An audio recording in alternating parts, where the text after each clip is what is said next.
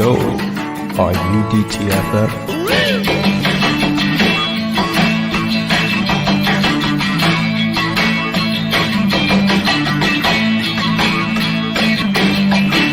Once again, here's Drinking and Talking Fantasy Football with your host, Jake Trowbridge and Dustin Lunt.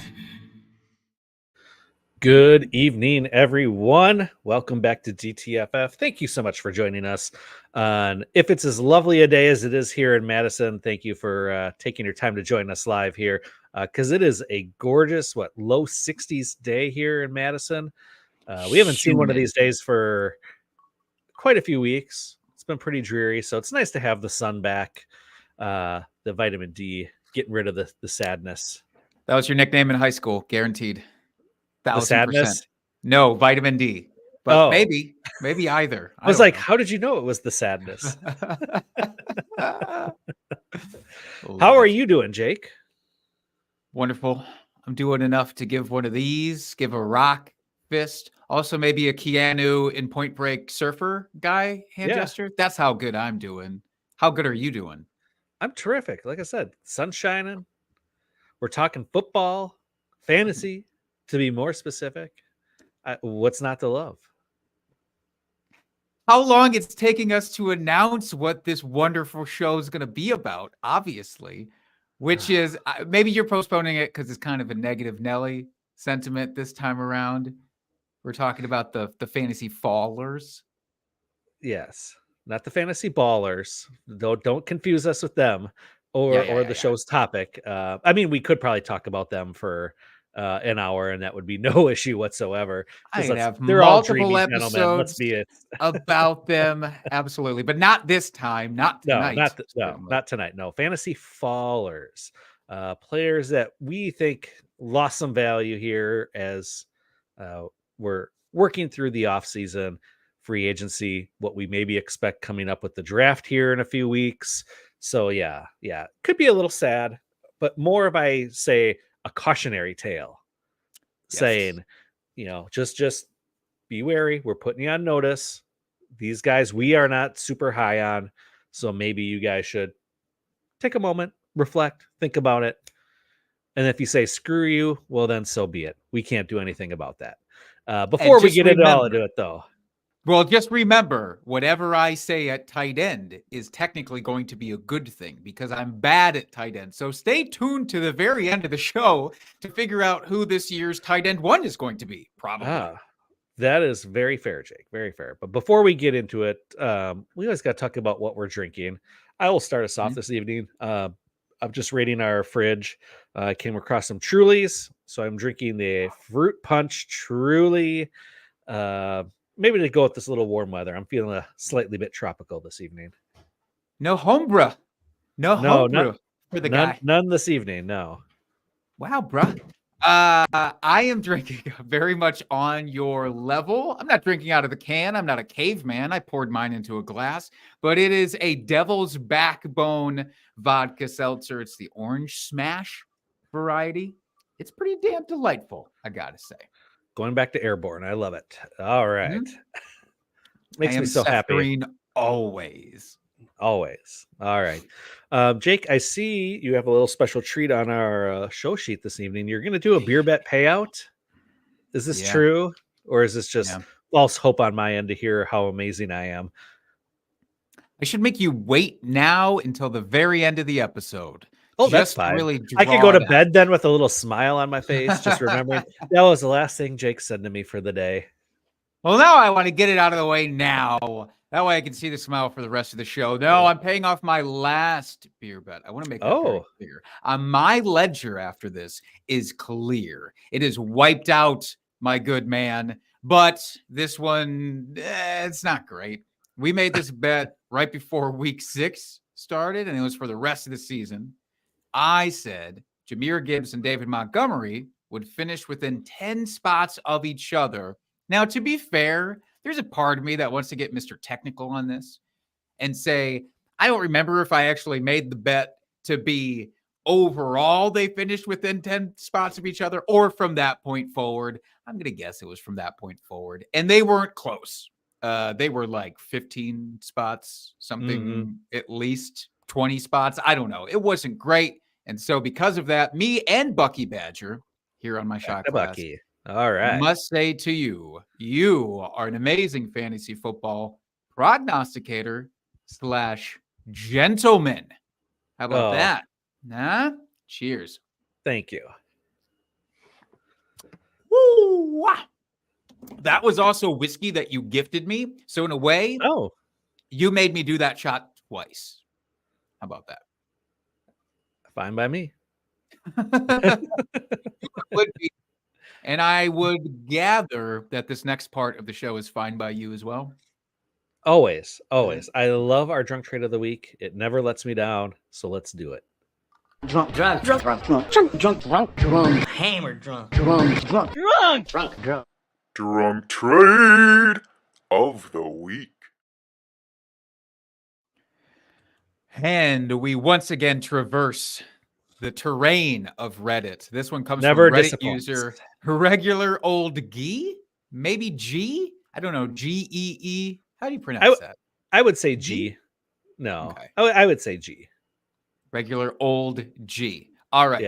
Yeah. They said middle of last year, I traded Jared Goff, Christian Watson, a second and a third for Justin Fields and DJ Moore. I put these guys in. I brought up this drunk trade because, spoiler alert, neither of those two guys are actually going to be in the next part of our show, but I'm betting people want to hear what we think about those guys. However, there's a twist to this trade. Oh. They said, upon closer inspection, my drunk ass traded for Darnell Mooney, not DJ Moore.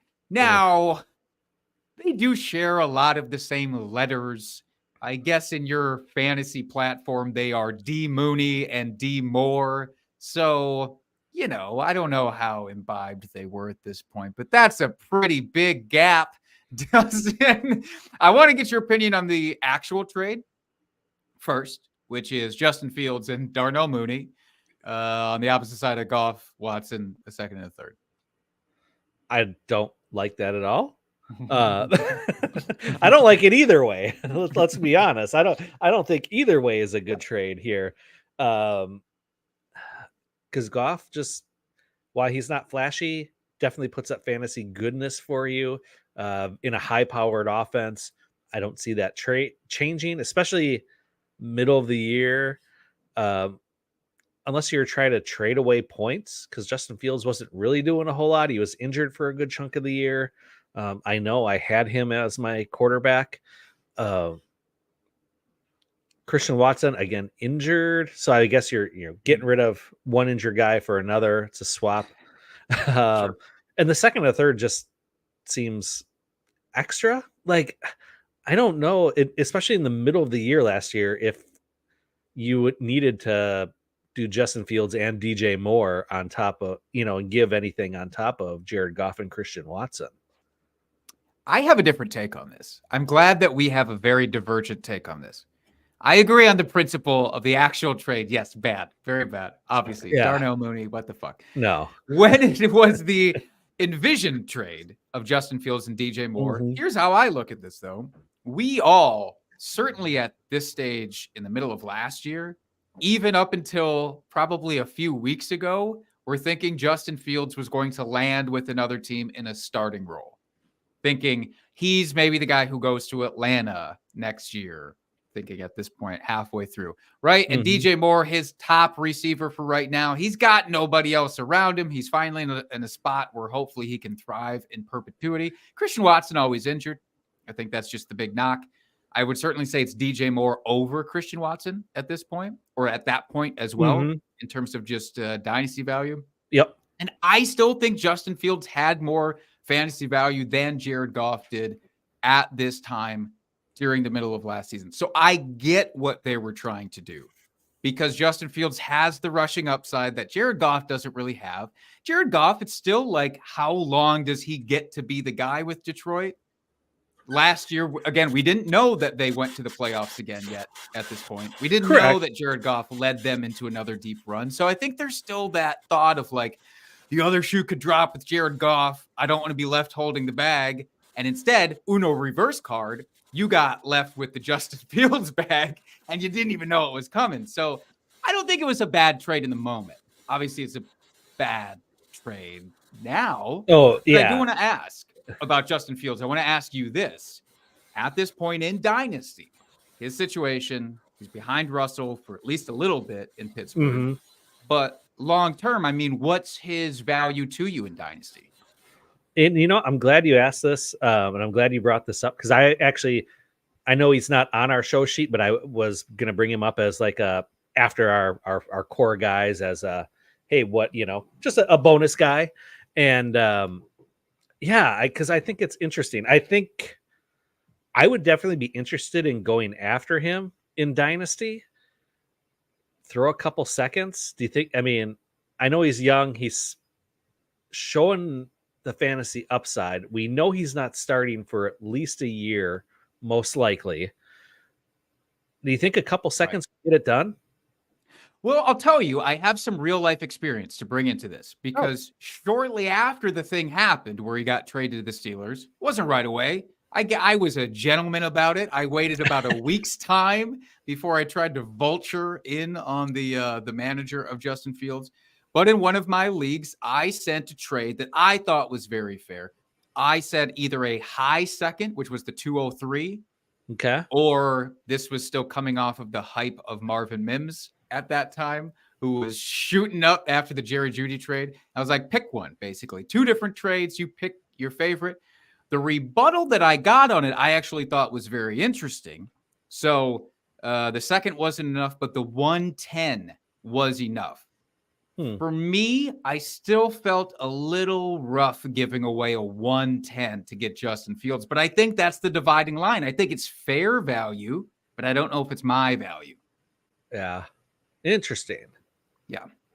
Yeah. So maybe a couple seconds would get it done, especially if one's a higher second round pick, and then one maybe in the later second. Right.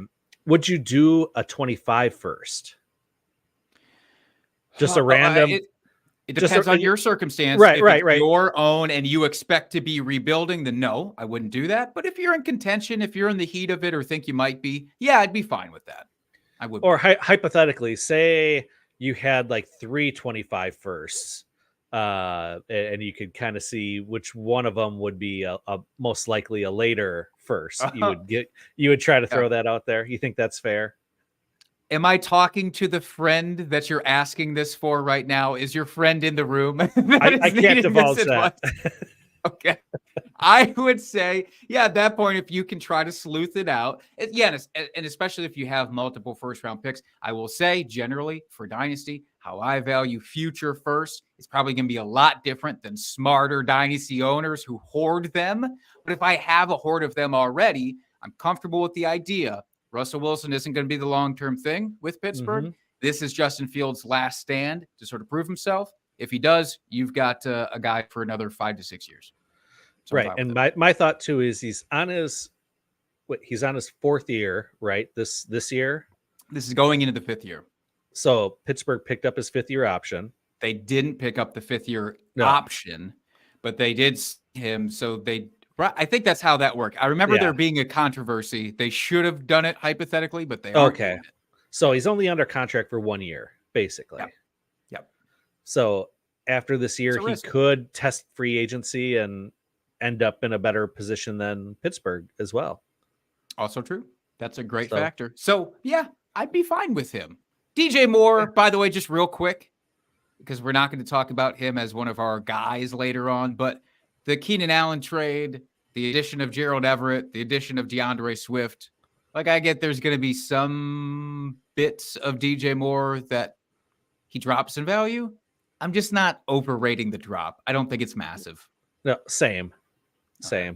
If anything, I know people have freaked out over Keenan Allen, but I think having Keenan Allen on the opposite side is actually a good thing for DJ Moore, because DJ Moore will be more of the deeper guy, where Keenan will be more of the underneath player. So I think they complement their roles really well. So I agree. There's probably going to be a smidge of a drop in production. Yeah. But I mean, I don't think it's going to be significant whatsoever. And who knows? Caleb Williams comes in and maybe just throws 580 times. And that's right. 400 out of DJ Moore. We don't know that yet. All right. Well, thank you for that, Jake and Reddit. And before we get into the meat of our conversation, say hello to Dave.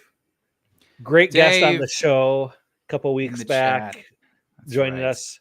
It was great. So if you haven't checked out that episode, go check that out now, because that was a lot of fun.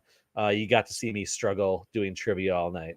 So if that's your jam, it's right up your wheelhouse. You can play along as well as you rewatch that back. It's still very timely, that trivia. Very true, Jake. Yes. All right. So let's get into this. Fantasy Freefallers. So players that we perceive their value has fallen considering where they were last year. So, Jake, start us off here. I'm going to kick us off at the money position. I've got Justin Herbert. I don't think I'm trying not to be too hyperbolic. I don't think any player this offseason suffered worse than Justin Herbert, outside of guys who are just like cut and aren't going to be back. Like, the gap between where he was and where I expect him to be through the duration, at least, of this season is fucking massive. And it all stems from what they did with their coaching staff. So you bring in Jim Harbaugh, and of course, we've talked a lot about what his philosophy is, which is run the ball, run the ball, run the ball. And I think a lot of people from the outside looking in are just going like, oh, he gets a better coach. Like, that'll be great for Herbert. But the philosophy of Harbaugh and Greg Roman really does seem like it's going to be like 1920s football, like leather helmets, like just run that shit up the middle, because they already got rid of every valid pass catcher that they had at this point. So Keenan Allen, we already talked about it, traded to the Bears. Mike Williams cut, which I get it. Dude's just injured all the time. Gerald Everett is out. Austin Eckler, which by itself, fine. But then he's replaced by just a power back of Gus Edwards. Everything is lining up for them to just take a massive downgrade. And I don't know if everybody understands, the Chargers have ranked top 5 at worst in pass attempts every single year of Justin Herbert's career. He's had the ideal situation, like offensively, what they want to do with the philosophy. It's been the best for him. There's no way. I don't even think they cracked the top half under Jim Harbaugh and Greg Roman. I'd be shocked if they crack the top 2/3, frankly, in like pass attempts, unless they just fall behind a lot, which could still happen, certainly. But it's just bad. And I know the draft is still here. They could add receivers. Yeah. But then you're counting on, Quentin Johnston, rookie receiver last year that didn't do anything. And then another rookie coming in this year, whether they have first round, drafted in the first round or not. I mean, you're looking at a very young receiving room there to try to replace all that fantasy production that was there last year. Yeah. So my question for you, Jake, then, is Herbert outside the top 12 for you? Top 10 is for sure. Top 12 is kind of the line that I'm struggling with right now. We'll see what the rookie landing spots are for the upcoming quarterbacks. Of course. Here. It's gonna there. I've gone through it in my head. There's no way I can get him into my top 10. He's on the fringes. Yeah. Maybe, but probably not. So that being said, is he someone you're interested in going after to try to get a discount on, or are you just like persona non grata, like just off your board right now? I don't think a lot of people are discounting him the way that I'm discounting him. So I don't think I can get him for where I would want to. Maybe as we go into the season, he's a guy to put a pin in and say, as we progress, and if it shakes out to be as bad as I expect, you have to read the tea leaves and see if Jim Harbaugh is the long-term solution there. And he's probably going to last at least a couple of years. So, yeah, I'm just not trading for him. Okay. I was going to ask one more question, but I can't remember. So I guess that's it. We'll fine. move on. But I'll just say I tend to agree with you. I think we're very much on the same page here. I'm a little scared. I'm glad a couple trades I tried to make last year for him didn't pan out at this point. Just because, it's going to be rough sledding for Herbert to really give us consistent fantasy production. Absolutely agreed with you. Are you Now, moving now, on? now, Yeah. now, I just want to say, for real football, I could see Herbert becoming like super efficient, where he's like dumping it off, and they, you know, run the ball a ton, like we're expecting. I could see Mhm. from a real football standpoint, like him still being a very good quarterback, obviously, and Yeah. being pretty efficient. But for fantasy, I'm out. At least for now. At least for now.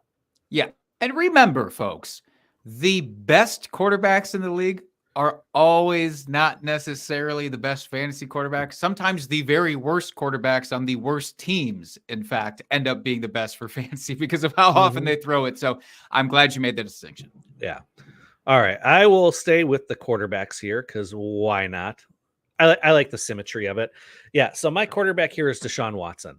I was not in on Watson last year like the fantasy community was. He was easily in the top 10, I think, of quarterbacks as we were going into last season. Yeah. We kind of brushed off the season before as like, oh, there was rust. He was injured. He hadn't played football in a couple years. So, a lot of excuses going around for him. And like I said, I wasn't as high on him as other analysts out there, not to pat my own back or anything. But I am really out on him this year. Just with the incoming rookies, there's potentially 5 first round quarterbacks. Are you potentially? Well, yeah. I said potentially. Yeah. I know. I just with some of the talk out there, I said potentially. I don't personally think there'll be that many, but just it's For sure. oh, And the Browns, to your like, yeah, and the Browns if they're are going to grab somebody, they could. I mean, they They have a crazy could. contract with him, but yeah. When he did play last year, we just didn't see it. They are a run first team. Nick Chubb will be coming back in some capacity, but even when he was out, the other running backs did just fine in their offense. Their offensive line is made to run the ball. They're maulers. So I am so out on him. And then like I said, with this incoming rookie class, or I should say the influx of quarterbacks over the last couple years, coupled with this rookie class, I mean, it's just pushing these guys that have so many question marks down my board that I can't invest in him right now. Even for super cheap, he's not someone that I'm targeting. Yeah, and even the bits that we got to see last year, it was still so up and down. I mean, it's great. He hypothetically could still win you a week, but how many of those weeks did he just flat out lose you by comparison? It was basically a 50-50 split. I'm not interested in that. I'll deal with that at other positions for fantasy. I'll deal with that at wide receiver, even at running back if I have to, not at quarterback. I need somebody who's somewhat consistent in what they can do. I would, in a super flex league, I would, I think I would rather try to find a running back or wide receiver that I think could do better than Deshaun Watson on a week to week basis. Like, I just don't believe in his consistency or think he's going to get back to the level of, that top 6 quarterback that, we saw when he was in Houston. So you don't think Jerry Jeudy's the answer? That's what I'm hearing from all of this. He's not going to come in and save his bacon. All right. Nope. Not at all. Shocking. Can't believe you said that. We're going to have to clip that out. No one's going to believe that someone said that. All right. Who do you have next? Well, I don't know. And people probably are not going to agree with this one, but I'll try to plead my case the best as I can. This is a little bit of a back pat as well. Let's just keep the marathon going, I guess. I want to talk about Ramondre Stevenson. This was a guy last year. I was very adamant. I'm just not drafting him. He was valued too high. It wasn't even necessarily Zeke coming back to the Patriots. It was just, I didn't think that this guy and the Patriots track record meshed, with being a workhorse and doing everything. Mm-hmm. And then Zeke came back, and Ramondre Stevenson, for his part, was actually really good as a pass catcher last year. 70 or so targets. Like, that was his jam. It was nice. But he still wasn't where people were drafting him. Zeke was more efficient, I think, than anybody wanted to believe, myself included. But now Zeke's gone.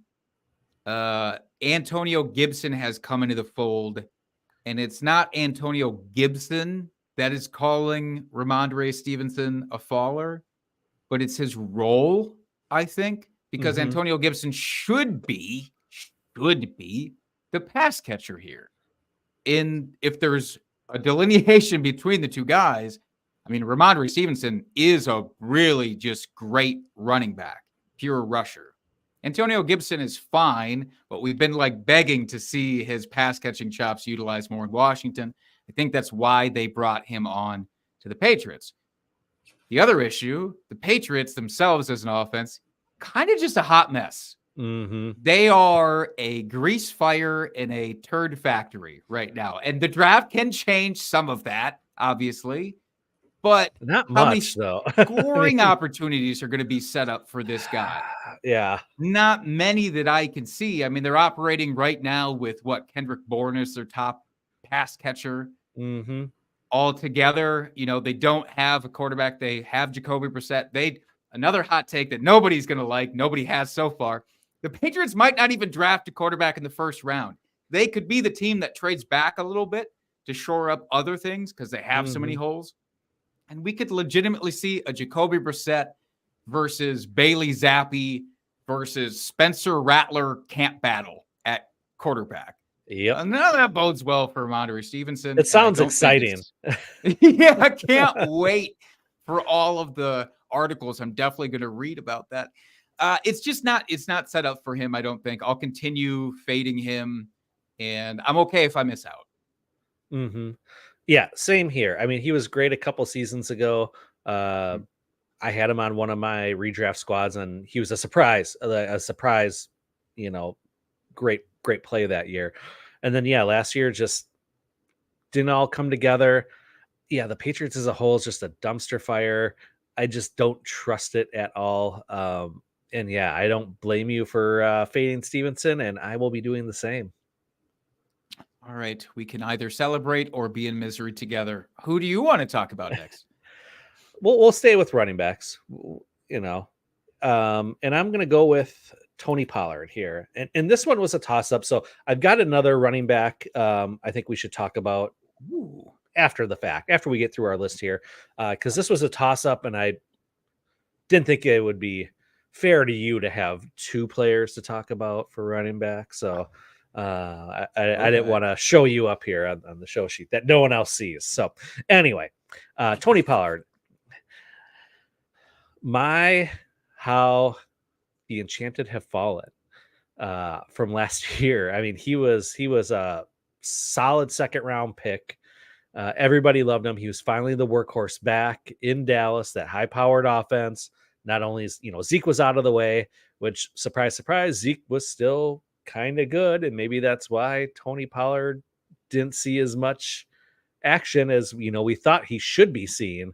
And he got the role last year in just disappointed fantasy managers. Was he still okay for fantasy? Yes. He wasn't like a total bust, but he was definitely a disappointment. And now he tests free agency, goes to the Titans, which great. They're a run first offense. Yeah, they have a young quarterback there that, they're going to want to run the ball, someone to dump off to, but they also have a very talented running back there of Tajay Spears, who I am high on. He definitely earned himself a role last year. We saw him get worked in more and more as the season went on, even though Derrick Henry was still doing Derrick Henry things. And I think he's earned that role from the coaches. And I think this is really going to be a 1A, 1B situation here where the backfield could be split pretty evenly. They both can run hard. They both are, pass catchers. So I think they're going to probably end up riding whoever the hot hand is in the series or in the game. And there could be weeks where Tony Pollard is non-existence and puts up a bagel for you, and Tajay Spears gets all the work, or vice versa. I mean, this is probably a backfield I'm going to stay away from, especially come redraft, just because it's so cloudy. If I had the choice, I'd probably take whoever falls to me cheaper, which would probably be Spears at this point, because I think Tony Pollard still has that name recognition, especially to the more casual fantasy player, not to us degenerates that are talking about it now in the off season. So yeah, that's why Tony Pollard made this list for me. Yeah, I don't understand what their roles are going to be or are supposed to be. And maybe that's the point. Maybe that's why they signed a guy like Tony Pollard, is so you can't say when one of them's on the field, right? You know what we're going to do. And maybe from a coaching perspective or a management perspective, that's a great idea. But for fantasy management, it's a nightmare. Both these guys had like 70 targets last year. They are just both really good pass catchers.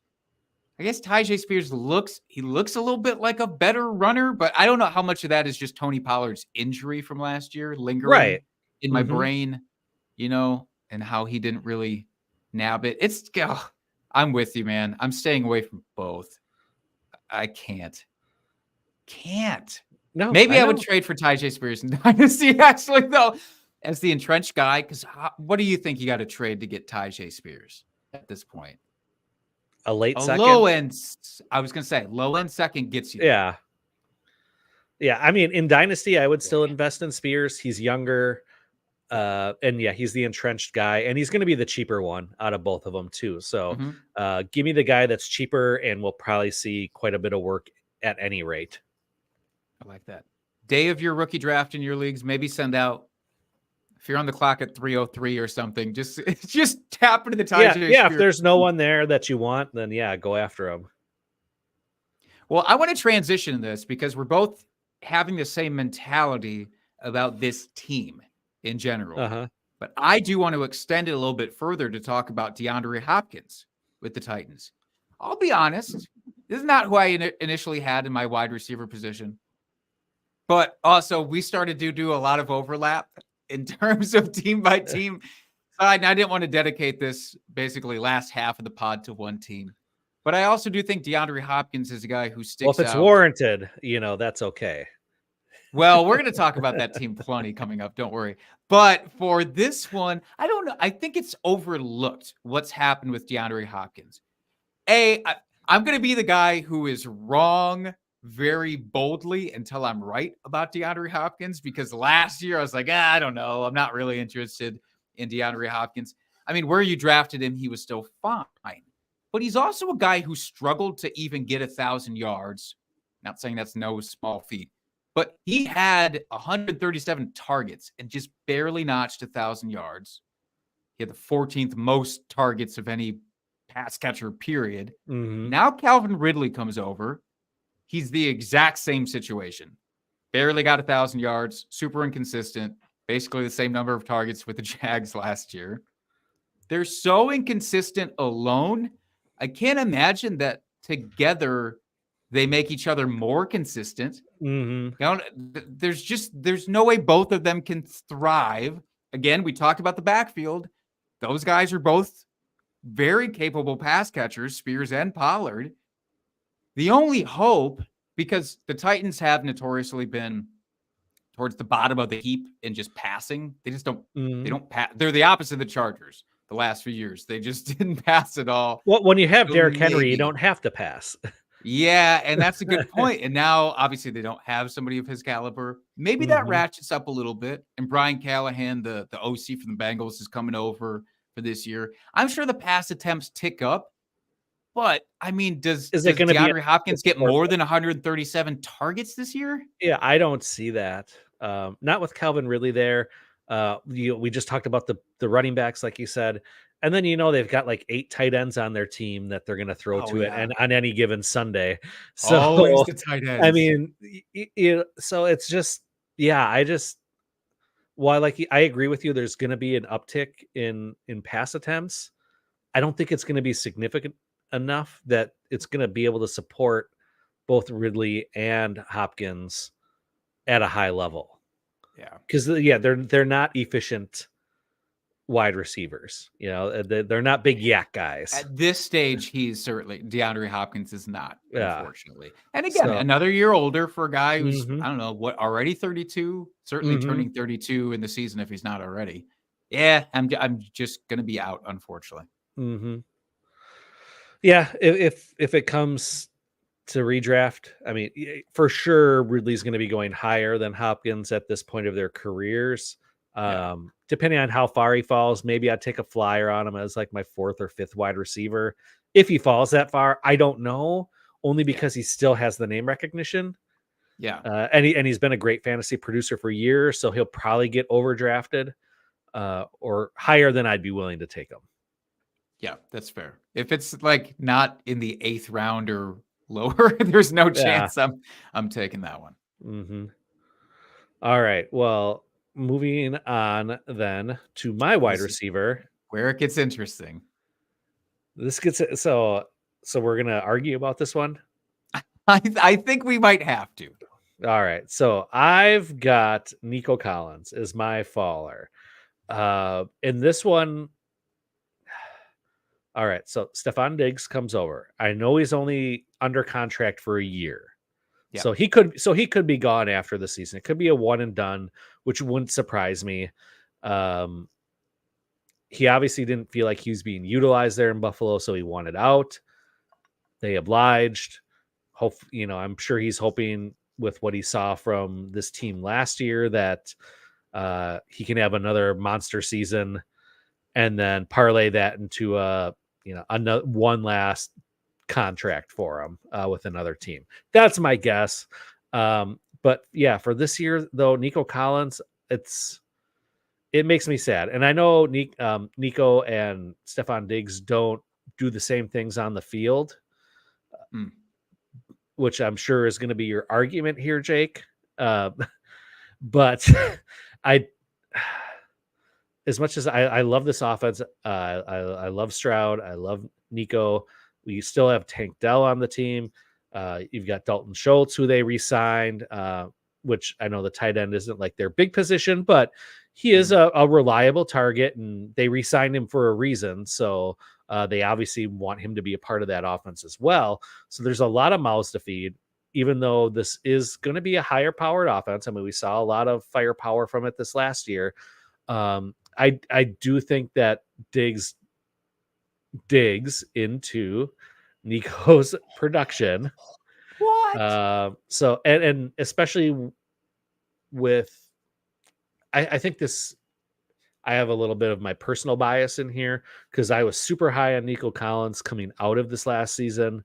And the fact that Houston traded for another high-end wide receiver just got me all shooketh. So, I mean,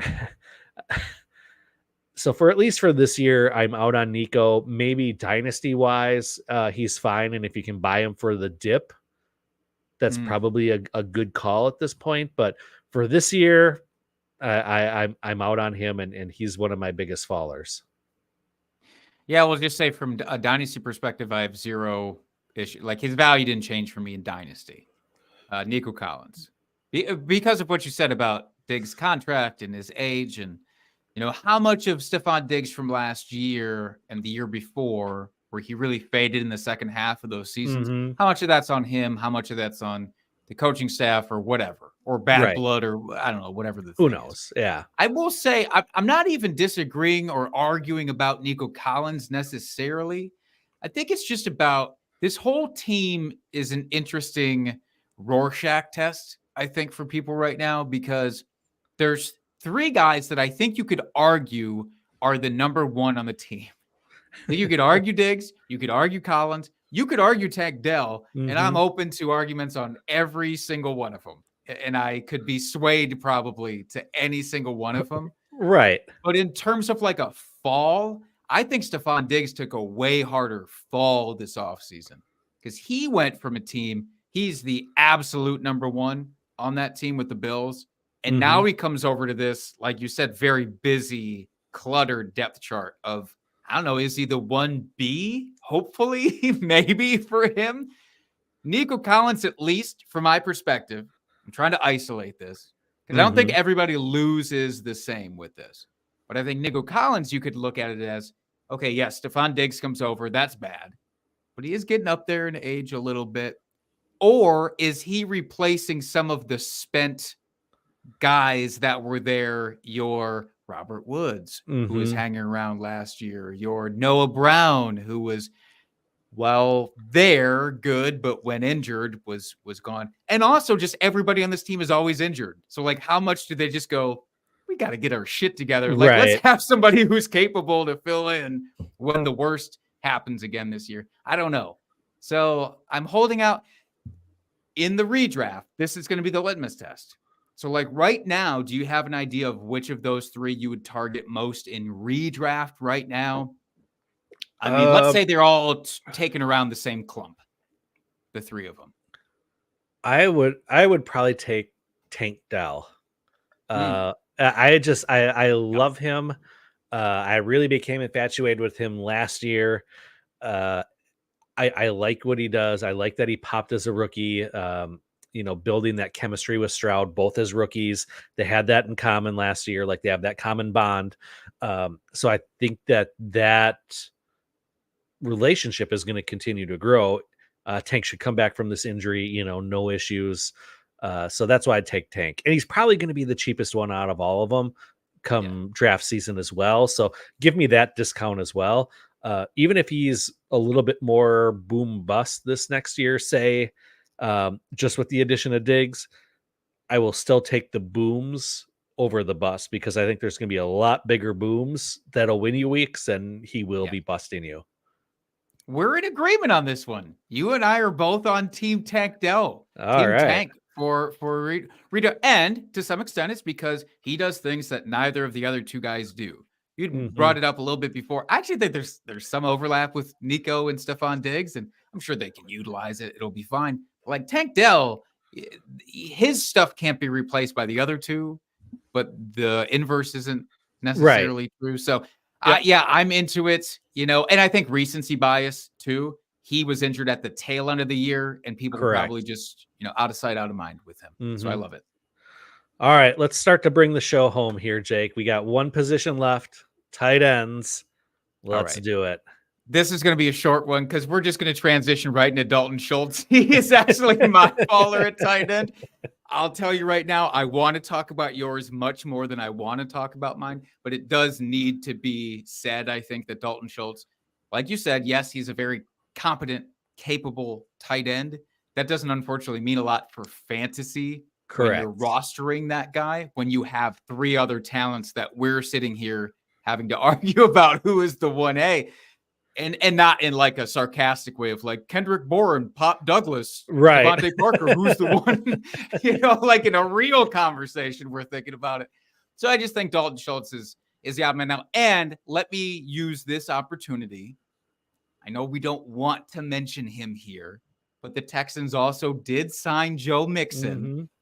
And I know we're both anti-Joe Mixon in a lot of ways. The one way that I think they improved the backfield with Joe Mixon is the pass catching. Like, I don't think he's a better runner even necessarily than Dameon Pierce or Devin Singletary. I think he's still maybe a better pass catcher at this stage. I would agree with that. That's the thing that, again, eats into Dalton Schultz. And he was already a fringe, top 8 guy. So it's like at that point, you better have absolute upside if I'm going to risk it, and he just doesn't. Yep, I have nothing to argue with you there. As much as I love him, like I said, he's probably going to be great for the team itself. They wanted to bring him back, but fantasy wise, there's not a lot of upside there unless their wide receiver core to get decimated with injuries, which, knock on wood, we don't want that to happen. But I mean, you're looking for a miracle at that point, and I just don't see that happening. So I think he's fine for a guy if you want to punt tight end. You could probably get him a little bit later, and you'll have one of your guys that's a fringe top 10 tight end every week in and week out. But I just there's not a lot of upside there. All right, but yours, I really do want to talk about. So hit us up with your guy. Okay, so we'll finish the show. We'll not finish the show. We'll finish this part here with Cole Kmet of Chicago. And I know we brought him up briefly when we were talking about Justin Fields and our drunk trade earlier. But yeah, he didn't impress me last year when he had opportunity. I mean, he did fine, but again, it's just kind of in this middle of like, yeah, the pick one of 20 tight ends basically, and you got Cole Kmet. They're all kind of the same. And then going into the offseason, they get Keenan Allen, they get Gerald Everett, they get DeAndre Swift. I mean, they bring in a bunch of capable pass catchers. And while, yes, tight end is supposed to be a rookie quarterback's one of their best friends, we're going to assume that Caleb Williams at this point gets drafted by Chicago. So you would think, hey, he's flashed before. I just, with all the talent, with all the receiving options on this team, and that's not to say anything about the other running back, not Roshan, but Khalil Herbert. Yeah, he's a pass catcher as well. So I mean, there's just a lot of capable hands on that team, and Cole Kmet just, I don't think he lived up to the expectations that everyone was hoping for. I mean, I am so far out on him. He very well could be off my draft board come draft day in the fall, just because I don't see any upside whatsoever with him. Less upside than Dalton Schultz. Yeah, they're basically the same guy to me. And yet one of them only had really 1.5 additions to kind of get into the mix, whereas this guy has like 3 solid additions that could crater him. And, we pay a lot of attention to tight end whisperer, at least as I like to call him, Andrew Cooper, Coupe Fiasco out on Twitter. If you follow him, his guiding principle with tight ends is like, if you care about them for fantasy, for redraft, you need them to be a top 2 target on their own team to really make a difference. Otherwise, it's just kind of, throw a fucking dart. And Cole Kmet, not. And he also pointed out that, Shane Waldron, who is now the offensive coordinator for the Bears, he's basically followed Jared Everett or vice versa for their entire careers. Like he was on the Rams when they drafted Everett. And then when he's moved from team to team to team, Everett has followed almost every step of the way. So it's like, it's an underrated impact probably to Cole Kmet's value, but it's one that we shouldn't mess with. I'm not saying that I'm going to draft Gerald Everett either in fantasy. Right. Yeah. I don't want either. No, 100%. Yeah. Okay. If you had to pick real quick though, Cole Kmet or Dalton Schultz in redraft, who'd you rather have next year? I think I'd rather have Dalton Schultz. I really do. I think I'm with you. I mean, I like I said, Cole Kmet, no one's ever off your draft board, but he is damn close at this point. I just don't see any upside whatsoever with him. Fair. I like it. Okay. Can I throw the one bonus one at you here? Yes, please do. And we're going to stay with the Bears. I want to talk about DeAndre Swift. He's a bit of a faller for me. Oh, really? He was the one I was going to put on the sheet outside of Tony Pollard. Huh. DeAndre Swift. Can I get your big case against DeAndre Swift at this point? Yeah. So it's a little bit like we were just talking about with Cole Kmet. You got a lot of capable pass catchers. So, DJ Moore, you've got Kmet himself, you've got Keenan Allen. But then Khalil Herbert coming back from injury, he was a very capable running back in his own right. Maybe not a bell. He's definitely not a bell cow, but he's definitely someone that has shown if he needs to step in for a game, he can do that. And we've never really seen Swift, even last year with Philadelphia. It's not like he was a bell cow back. While I do think there's opportunities for him here, I just don't see him. I don't know. There's just something about this situation that I'm a little hesitant with DeAndre Swift, and I can't quite put my finger on it. But I think, yeah, with the backfield the way it is, you got Roshan there, you've got Khalil Herbert, two very capable running backs on their own right.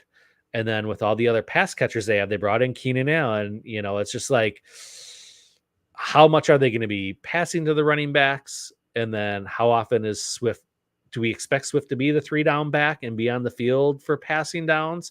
Or is it going to be Roshan being like maybe the early down back and Swift more of the second and third down back? I mean, we just don't know how this backfield is going to shake out and who's going to be in what type of situation. So that, I think, is the biggest thing for me of why he's a consolation on my faller list.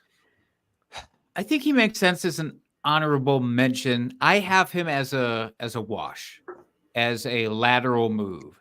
And mostly because Philadelphia was so poor about using him as a pass catcher last year, even though that's what he was with Detroit. Like, that was his bread and butter, was pass catching. And then all of a sudden it's like, I don't know, we'll throw to you like once a game.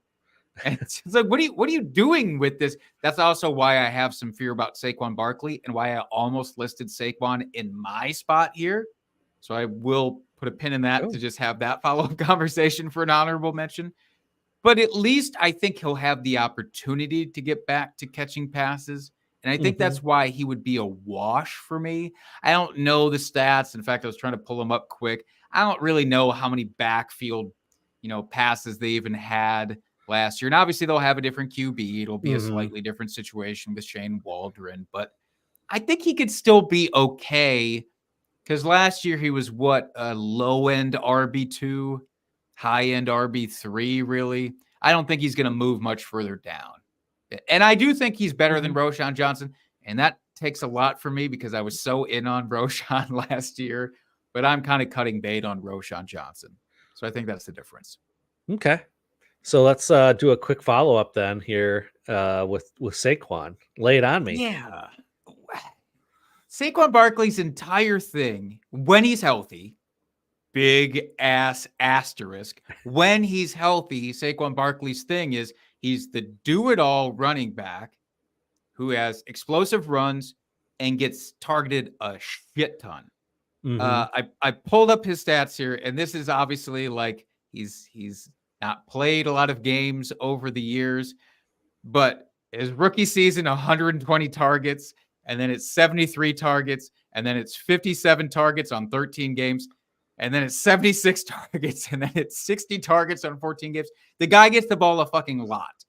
Maybe that's because the rest of the team is garbage, or maybe it's just because Saquon Barkley is that good of a pass catcher as well. But I feel like, again, unless there's a massive overhaul because the Eagles are bringing over from the Cowboys, Kellen Moore as their offensive coordinator. If it's Kellen Moore in charge of Saquon Barkley, okay, fine. I'm okay with it. If he doesn't have as much pull as I think we're going to see 45, 50 targets maybe for Saquon. The scoring opportunities, the tush push is still real. I'm sorry, it's still a thing that's going to hang over him. I'll finish. I'll let you finish. No, I'm just going to say they didn't change that rule. Like a lot of people thought, no, I know. The tush push rule. They didn't do that. So I still think that his scoring opportunities are going to be capped. I do think, I think the tush push, you're not going to see it nearly as much this next year. They lost their all-pro center. Yep, they lost Kelsey, which he was probably the main reason why that was working there. He was the one down in the middle that was, pushing that wedge. And again, I'm not saying they're going to move away from it 100%, but if you have a bigger bodied back like Saquon, I mean, Swift is a smaller guy, as far as NFL running backs go. I mean, Barkley is a guy that Derrick Henry either. No, but he is a punishing back in his own right, and I think they might utilize that more near the goal line to punch it in, or like you said, like there's a reason why he demanded so many catches in New York. Part of it is because there is garbage on the rest of the receiving options, right. But you also he wouldn't get that many passes if he was a shitty pass catcher. Like that just like you earn targets not because you're bad, you earn targets because you're good. So they wouldn't throw to him as much as they did if he was bad at pass catching. So and I know you were just saying how Swift, he is a pass catcher in his own right. So I do think that's not, I think, the pass catching piece, that's definitely going to decrease 100%. Like he's not going to see nearly as many targets as he has in the past. But I don't think his upside is as limited as people think near the goal line. Well, that's fair, but I do feel like this brings up a wonderful opportunity for a beer bet here. Yes, with 100%. Saquon Yes, I think we have to, and I think because of what we're talking about, we can both agree his targets are capped, so his fantasy production from that point is what it is. I think we should just look straight up rushing touchdowns. Is that a fair thing to do? sure. Rushing touchdowns. Yeah. Well, let me pull up what he's had over his last few seasons. Maybe we can work from there. So 11 touchdowns, 6 touchdowns, 2 touchdowns, 10 touchdowns, 6 touchdowns. What if we put the line? Actually, let me look at DeAndre Swift's from last year. Maybe that's the better way to approach this. All right. And maybe even just set his. I don't think it's going to be fair to set his line. Well, come on, Jake. He had 5. No, so and I'm looking out for you in this one because 5 rushing touchdowns. I don't think that's quite fair with Saquon Barkley. Okay. If I set the line at 7, if I set it at 7 rushing touchdowns. Yeah, just rushing only. Well, we might have a push. We can have a push. That's okay. If he gets exactly 7, that's fine. We'll both take a shot. Do you want to go 7.5? I'll just like Vegas odds, just like Vegas odds. I'll leave it up to you, man. No. I'm fine with 7 or 7.5, whatever you want to do. Well, I'll take the over, and I'll take the over in either. All right, we'll set it at 7.5. 7.5 rushing touchdowns for Saquon Barkley. I love it. I was prepared to go higher than 10. I'll be honest. Whoa! I really missed out on an opportunity here. You did. In my head, I'm like, fair. That's right 10, in between. I was in my head. I'm like, if he says 10, I think I'll take the over. And then when he said 7, I was like, well, yeah, this is gold. Let's fucking do it. All right. Just pour the shot right now. Don't you even think we got to set a minimum games for this 13? I think that's the usual bet. 13 games minimum. Sure. Otherwise, I'll say 13. Yeah, because if the guy plays like 5 games, obviously I'm gonna be coming out ahead on this one. Exactly. I'll put 13 as the minimum. Although if he sounds good, 8 touchdowns in 4 games, that'd be amazing. It would be amazing. But also, I feel like that's why setting the line too high with Saquon is maybe rough because there's a chance he misses a couple of games at least. So I think this is fair. Yeah. All right. Yeah, I love it. I love that we got another one on the books. Beautiful. Any last comments here, Jake, before we sign off for this week? I will say one thing to people in Dynasty Leagues right now. I know it's been long haul. We're waiting for news to get action, to get things happening in your league. Obviously, the NFL draft is right around the corner. That's going to help stem it. But this is the last little window that you might be able to take advantage of some perceived values that you have that your league mates don't. So send some trades over the next couple of weeks. Mm-hmm. Especially those rookie picks. If you are someone that's not confident in rookie evaluation or just rookies in general, you just don't want to take that risk and you'd rather get established players that have shown it at least for a year, players that were rookies last year that came out and showed out that you have confidence in. Don't be afraid to go out and trade for them. People want the rookie picks. Especially as we get closer to the draft here. I know I have a rookie draft that starts the Saturday of the NFL draft. Before it even ends, we're already drafting. So it's coming up real quick. So as people are really starting to tune in now to the rookie class, and like I said, if you're not confident in taking rookies, you don't have to draft them. Trade those picks away for players that you want, those established players. There's nothing wrong with that. I've done that on plenty of years where I just trade away my rookie picks because whether it was in season or come, draft day, someone gives me an offer. And it's fine. It is what it is. There's no shame in that whatsoever.